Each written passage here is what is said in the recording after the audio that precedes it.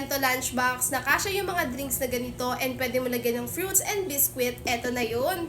Mga mami ko, eto na nga yung nauusong bento lunchbox para sa mga anak natin and syempre para din naman sa ating mga adult kasi pwede tong dalhin sa office kasi microwavable na din yan. Plus, leak-proof na din siya kasi may rubber na yung pinakatakip niya so hindi kayo mag-worry pag nagbaon kayo ng mga may salsa o may sabaw, hindi sila tatapon.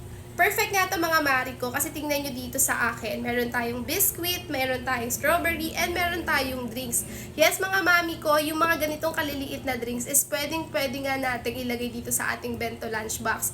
Kahit hindi na natin tanggalin yung kanyang mga individual compartment. Again, mga mari ko, ayan na siya. Ito yung sinasabi kong rubber na yan. Itong rubber na to ay leak-proof na yan. Kaya pag nagbaon ka na may mga sabaw or sarsa, hindi nga po tatapon. And kagandahan dito sa ating bento lunchbox is detachable itong ating mga compartment. So, dito sa 490 ml natin, meron siyang 3 compartment at lahat po yan ay detachable. So, kung gusto niyo silang tanggalin para magbaon kayo ng may sabaw, pwede po. Ayan. So, pwede rin ito pagbaunan ng mga kanin, hindi lang ganitong mga snacks. So, kung gusto niyo rin po ng ganitong ating bento lunchbox, ilalagay ko na nga lang po dyan sa ating yellow basket.